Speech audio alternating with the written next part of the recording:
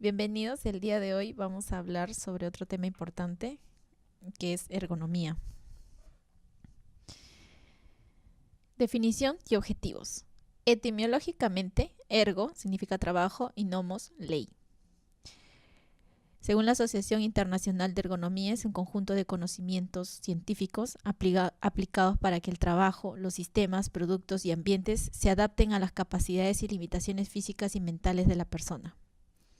Dentro de los objetivos tenemos mejorar la seguridad y el ambiente físico del trabajador, lograr la armonía entre el trabajador, el ambiente y las condiciones de trabajo, aminorar la carga física y nerviosa del hombre, buscar la comodidad y el confort, así como la eficiencia productiva, reducir o modificar técnicamente el trabajo repetitivo, mejorar la calidad del producto. Conceptos: puesto de trabajo, espacio en el que un individuo desarrolla su actividad laboral. También se le conoce como estación o lugar de trabajo.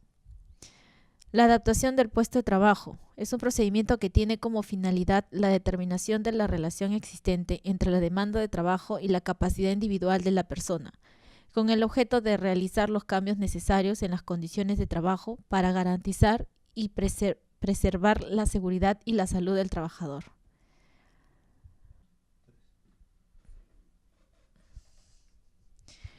La columna vertebral es una estructura fundamental de nuestro cuerpo, ya que se encarga de sostener la cabeza y cuerpo erguidos. Está compuesta por 33 vértebras unidas por los discos invertebrales y ligamentos. Vista de perfil cuenta con 3 curvaturas anatómicas. El disco invertebral, la almohadilla situada entre cada 2 vértebras, formada por un anillo externo fibroso, cartílagos y un núcleo interno gelatinoso, deformable e incomprimible, parecido a una pequeña bolsa o cápsula llena de líquido viscoso. Comportamiento de vértebras y disco intervertebral. Espalda recta. Los discos invertebrales desempeñan su función simple de transmisión de fuerza. El núcleo gelatinoso permanece en el centro y todo el sistema está equilibrado. Flexión. Se desplaza por el efecto cuña que ejercen las vértebras. En estas condiciones, las fibras del anillo fibroso se comprimen en la parte delantera y se dilatan en la posterior. El núcleo desplazado hacia atrás acrecienta la tensión de estas fibras, provocando sobre ellas una presión anormal. Al enderezar la columna a la posición erguida, en un disco en buen estado, el núcleo regresa al centro del disco por efecto del empuje que ejerce sobre él las fibras elásticas del anillo fibroso. Aquí presentamos las 3 principales alteraciones posturales. Escoliosis, que es una desviación lateral de la columna vertebral y puede tratarse con gimnasia y natación. La lordosis, que es una curvatura exagerada y hacia adentro de la columna lumbar, justo por encima de las nalgas. Esta afección puede causar dolor lumbar. Cifosis, es una afección de la espalda. Hace que la espalda se encorve pareciéndose una joroba. Factores que influyen en la postura. Hereditarios, medidas antropométricas, estudio de las dimensiones y medidas humanas con el propósito de valorar los cambios físicos del hombre y las diferencias entre sus razas, psicológicos, estados de ánimo, y contextuales, estilo de vida, hábitos, cultura y trabajo. Vamos a hablar primero ahora sobre las posturas forzadas. Posturas forzadas. Una o varias regiones anatómicas dejan de estar en una posición neutra de confort. Pasan a una posición que genera hipertensión, hiperflexión y o hiperrotación osteoarticular. Y puede aparecer riesgo de lesiones por sobrecarga. Las posturas de trabajo inadecuadas son uno de los factores de riesgo más importantes para los trastornos musculoesqueléticos. Aquí unas recomendaciones para evitar las posturas forzadas. Posturas neutras. Rango de posturas donde los músculos trabajan adecuadamente y la articulación está bien alineada. Generalmente, Las posiciones neutras coinciden con el punto medio del movimiento de la articulación. No nos referimos solo a una postura o una posición de una articulación. Dentro de los beneficios tenemos: aumenta la eficacia, menos esfuerzo y más rendimiento. Permite mayor control sobre la tarea. Minimiza la tensión de los músculos, tendones, nervios y huesos. Cabeza y cuello. Siempre que sea posible, la cabeza y el cuello tienen que situarse alineados con el tronco dentro del rango de movimientos aceptables. Trabaja en alturas adecuadas para evitar las flexiones y o extensiones del cuello. Utiliza elementos mecánicos si es necesario. Orienta el cuerpo hacia la tarea a realizar para evitar giros del cuello innecesario. Abajo se presentan 3 imágenes: flexiones y extensiones, que hay un grado permitido, ¿no? Si excedemos de ese grado, estaríamos forzando el movimiento de nuestro cuello. Igual en la siguiente imagen son los giros, ¿no?, que realiza el cuello, ¿no? Y las inclinaciones, que se procura ayudar con el movimiento del cuerpo.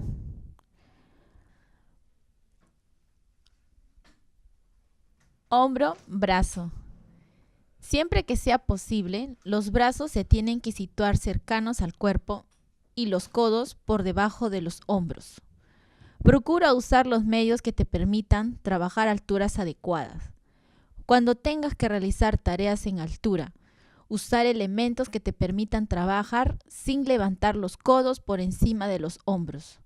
Si no es posible, realiza pausas activas o cambios de actividad que te permita relajar los grupos musculares que han estado en tensión.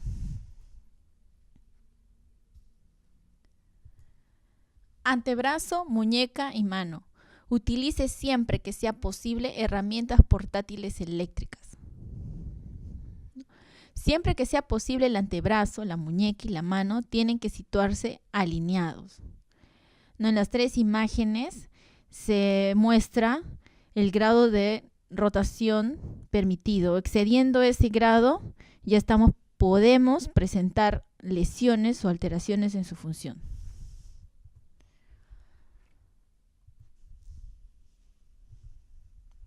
Tronco.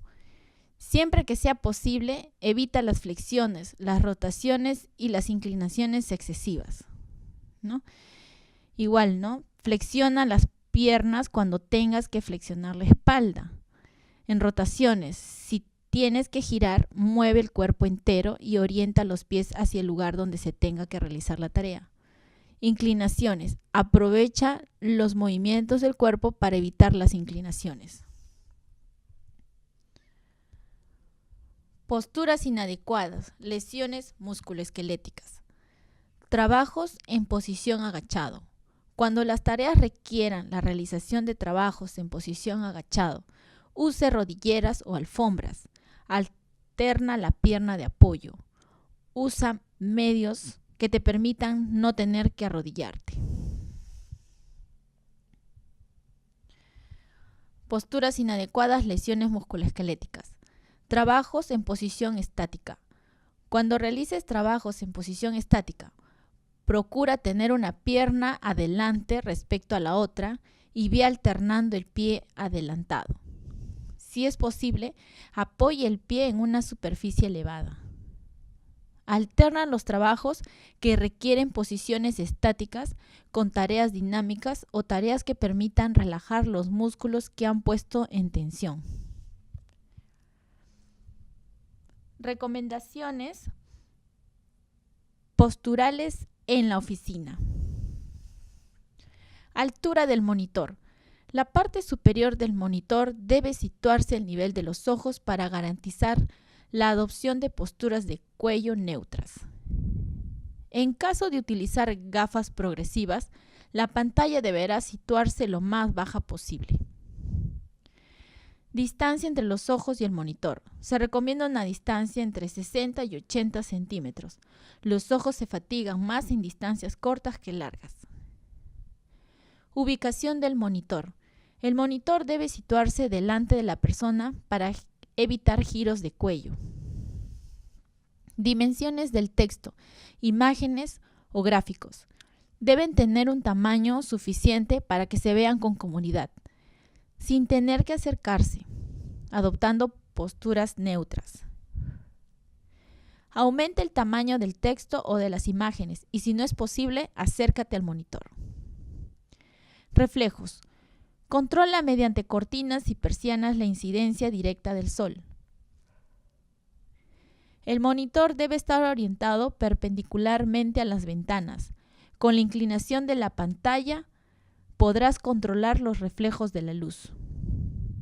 Contrastes. Ajusta el contraste del monitor con el fin de distinguir adecuadamente los textos, los gráficos o las imágenes. Apoyo del antebrazo, la muñeca y la mano.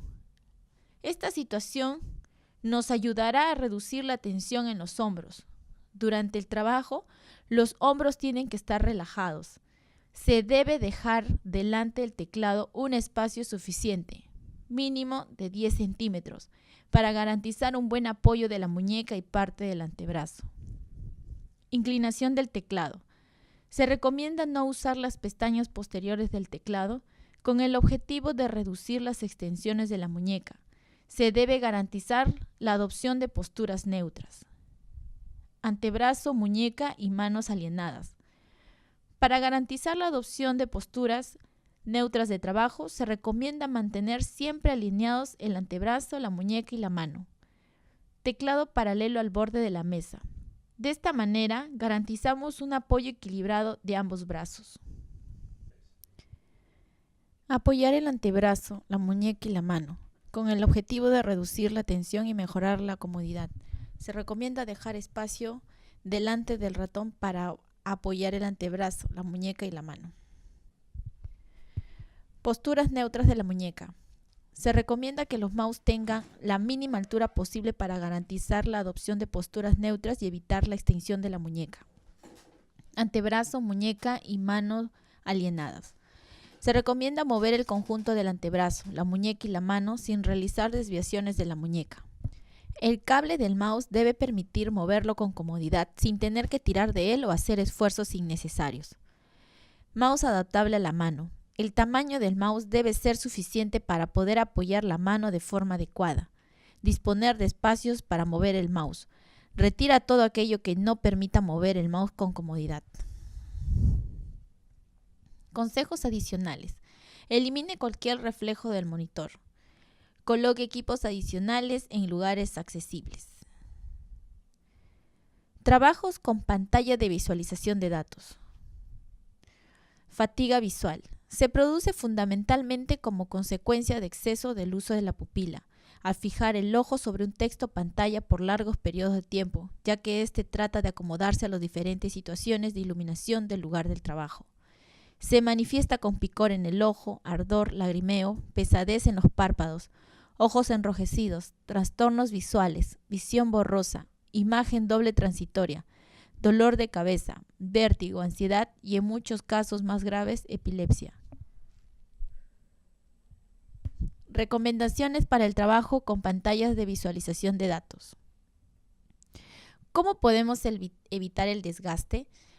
Las fuentes de luz deben evitar reflejarse en la pantalla de su ordenador para evitar deslumbramientos. Adaptar el equipo para que tenga caracteres bien definidos, totalmente claros. No debe existir imágenes opacas. Iluminar correctamente el área de trabajo, ni mucha luz ni poca luz. Evitaremos superficies de trabajo brillantes. El computador debe estar entre 55 a 70 centímetros de distancia del operador. Colocaremos la pantalla en posición ligeramente inclinada para evitar reflejos. Manipulación de cargas. Cualquier operación de transporte o sujeción de una carga por parte de uno o varios trabajadores.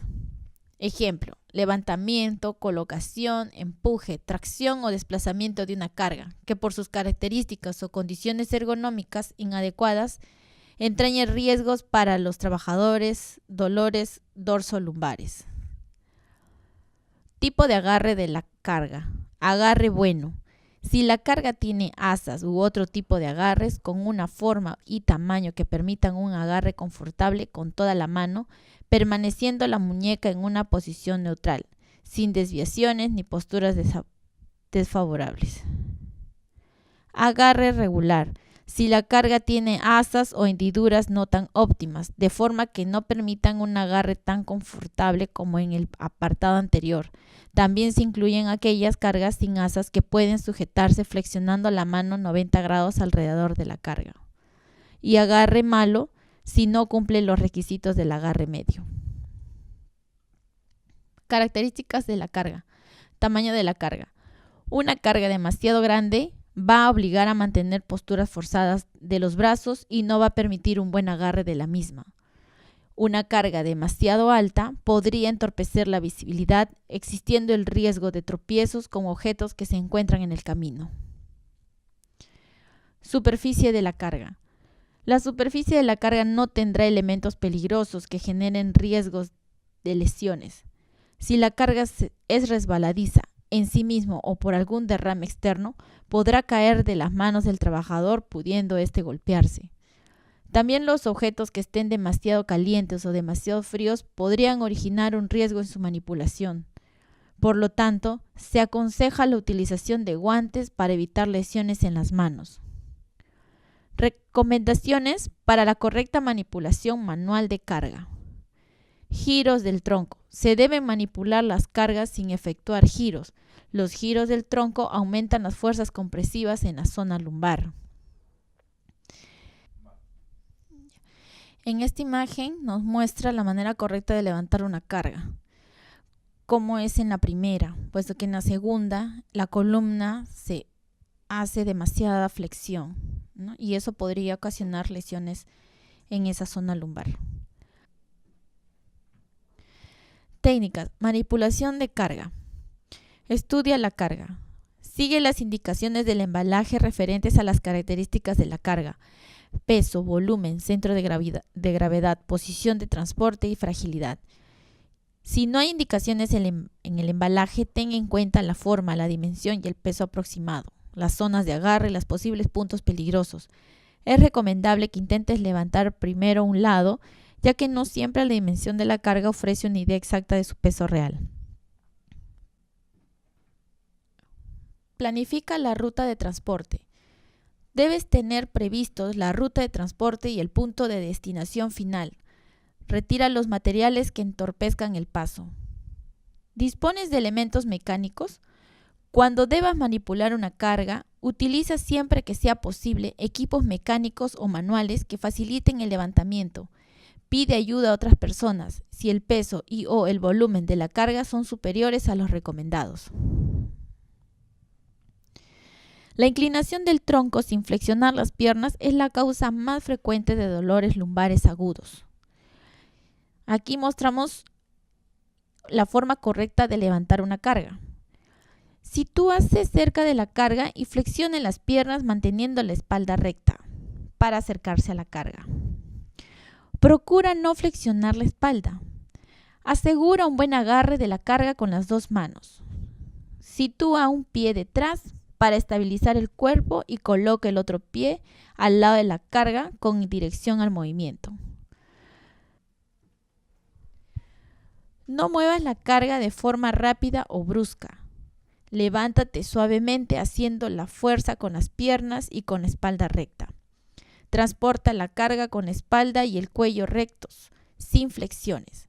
No gires el tronco. Es preferible mover los pies para colocarte en la dirección adecuada. Transportar una carga. La carga se debe transportar lo más cerca posible del cuerpo.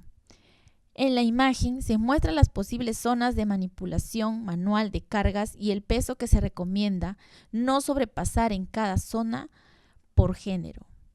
Para ambos sexos, la zona óptima se sitúa al nivel de la cintura y cerca del cuerpo.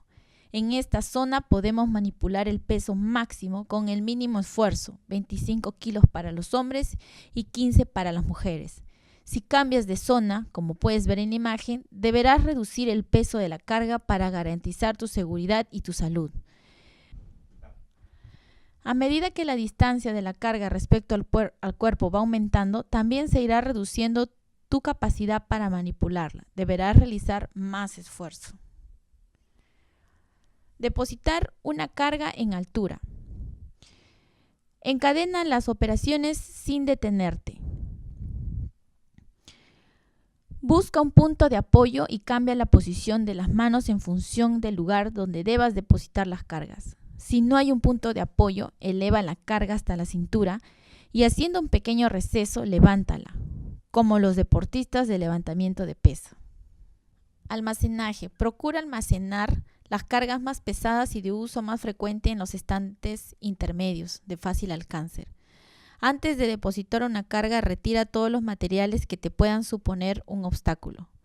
Disponer de un punto de apoyo te permitirá manipular la carga con más facilidad. En esta imagen se muestra la forma correcta e incorrecta de manipular la carga. Consecuencias de la inadecuación. Dolencias osteomusculares. Tenemos las dorsalgias, lumbalgias, cervicalgias, bursitis, síndrome de túnel de carpio, epicondilitis, síndrome del hombre doloroso, tendinitis, trauma acumulado. Recomendaciones generales: se debe de realizar pausas activas, ¿no? En caso de que la tarea a realizar conlleve un tiempo de trabajo considerable, procura establecer pausas de trabajo que te ayuden a recuperar el grupo muscular expuesto.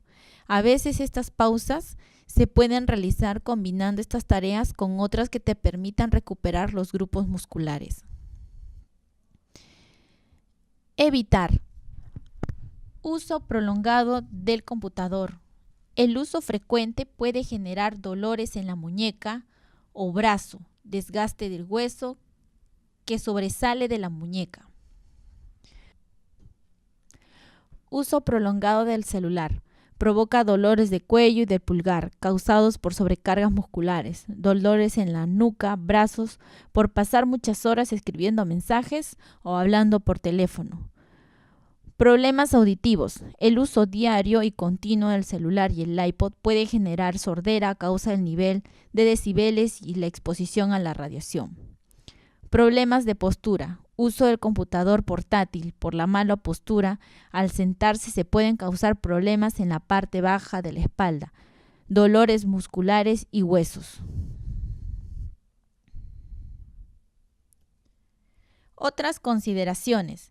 El estrés, el tabaquismo y el sobrepeso son otros factores de riesgo que pueden agravar los trastornos musculoesqueléticos. La práctica de hábitos sanos y deporte son útiles para mantener en forma la musculatura y prevenir futuros trastornos. No obstante, hay que tener en cuenta que el entrenamiento debe ser individualizado. Cada persona necesita un tipo de ejercicio. La natación es el ejercicio más recomendado por sus beneficios. Se realiza en descarga e interviene en casi todos los músculos. Para personas sanas a la hora de prevenir lesiones. Asimismo, puede ayudar a evitar el empeoramiento en el caso de personas con ciertos tipos de patología musculoesqueléticas. Medidas preventivas. Dentro de las medidas preventivas tenemos: el colchón ha de ser firme y recto, ni demasiado duro ni demasiado blando, que permita adaptarse a las curvas de la columna. La almohada baja, la ropa de la cama debe ser manejable y de poco peso, sábanas y edredón. Una buena postura es la posición fetal. También lo es boca arriba, con las rodillas flexionadas y una almohada debajo de esta. Dormir boca abajo no es recomendable, ya que se suele modificar la curvatura de la columna lumbar y obliga a mantener el cuello girado para poder respirar. Levantarse de la cama. Lo ideal es flexionar primero las rodillas, girar para apoyarnos en un costado e incorporarnos de lado hasta sentarnos, ayudándonos del apoyo de los brazos. Una vez sentados al borde de la cama, nos ponemos de pie apoyándonos en las manos. Vestirse. Se procurará estar sentado para ponerse los calcetines y zapatos, elevando las piernas a la altura de la cadera o cruzándolas sobre la contraria, pero manteniendo la espalda recta. Para atarnos los cordones de los zapatos, o nos agachamos con las rodillas flexionadas o elevamos el pie y lo apoyamos en un taburete o silla. Para asearse hay que tener en cuenta la altura del lavabo, porque la excesiva flexión del tronco para asearnos puede provocar dolores lumbares. Agacharse manteniendo la espalda recta y las rodillas flexionadas. Pausas activas. Aplicar ergonomía participativa. Beneficios. Efectividad en reducir los factores de riesgo relacionados con lesiones osteomusculares. Participación de los trabajadores es un factor clave para el éxito y mejora la sensibilidad y conocimiento de los trabajadores en relación con el riesgo ergonómico, aumentando su capacidad para controlar los problemas. A continuación, en el siguiente video, se muestra más a detalle el tema ergonomía. Ergonomía. En tu trabajo, en tu vida. La ergonomía es la ciencia de carácter multidisciplinar que estudia la relación entre las personas y su actividad en un contexto determinado. Su objetivo es adaptar esta actividad a las capacidades y posibilidades del ser humano, reduciendo los riesgos y los daños causados por la misma mediante la aplicación de conocimientos anatómicos, fisiológicos y psicológicos. Evidentemente, uno de los ámbitos de aplicación más importantes de la ergonomía es el entorno laboral, y en él, para poder aplicar con éxito los principios ergonómicos, es clave la participación activa de los trabajadores, de los verdaderos protagonistas y conocedores de la actividad del trabajo. Solo de este modo podremos evitar, o al menos reducir, de forma eficaz los posibles daños sobre la salud de los trabajadores. Dentro de estos daños destacan sobremanera los llamados trastornos musculoesqueléticos, lesiones o trastornos de los músculos, nervios, tendones, articulaciones, cartílagos. Existen múltiples factores de riesgo en la aparición de los mismos, como pueden ser trabajos donde se adopten posturas forzadas, se realicen movimientos repetitivos en manos, codos, se manipulen cargas pesadas, se deba aplicar fuerza con las manos, se esté expuesto a vibraciones. Otras de las características de esta lacra social es su presencia en todos los sectores de actividad. Así, podemos encontrar trabajadores que padecen problemas de músculos, huesos, nervios, en la agricultura, industria, pesca, transporte, construcción, sector servicios. Todo el cuerpo puede padecer este tipo de lesiones, pero las zonas del cuerpo más afectadas y los trastornos más habituales son: cuello. Por ejemplo, el síndrome cervical por tensión, producido por una contractura muscular persistente en la parte posterior de las cervicales. Hombros. La lesión musculoesquelética más frecuente en esta articulación es la tendinitis del manguito de los músculos rotadores. Codos. Los trastornos musculoesqueléticos más frecuentes en el codo se producen también por inflamación de tendones. Por un lado, la epicondilitis o codo de tenista, y por otro lado, la epitrocleitis o codo de golfista. Muñecas. Dolencias como el síndrome del túnel carpiano ya son tristemente conocidas por la gran mayoría de nosotros. Consiste, simplificadamente, en la compresión del nervio mediano a su paso por la muñeca, al pasar por el interior del túnel del carpo. Espalda. En esta zona del cuerpo se encuentra, sin lugar a dudas, una de las patologías más padecidas por la gran mayoría de la población adulta, la lumbalgia. Se trata de una contractura dolorosa y persistente de los músculos que se encuentran en la parte baja de la espalda, específicamente en la zona lumbar. Miembros inferiores. El trastorno musculoesquelético más frecuente en esta región anatómica es la bursitis de las rodillas, y se corresponde con una inflamación de la cara anterior de la rodilla. Según datos de la Agencia Europea de Seguridad y Salud en el Trabajo, los trastornos musculoesqueléticos son la enfermedad profesional más común en Europa. El 25% de los trabajadores europeos se queja de dolores de espalda y el 23% declara tener dolores musculares. Además, el 62% de los trabajadores de la Unión Europea está expuesto durante una cuarta parte del tiempo o más a movimientos repetitivos de manos y brazos, el 46% a posturas dolorosas o extenuantes y el 35% transportan o mueven cargas pesadas. Si se analizan estas mismas estadísticas por países, se puede ver además que la distribución, salvo excepciones, es bastante homogénea. Por ejemplo, Tomando también datos del 2010 de la propia agencia europea, el porcentaje de personas cuyo trabajo implica realizar movimientos repetitivos de mano o brazo siempre o casi siempre, oscila entre el 18% de Alemania y el 44% de Francia.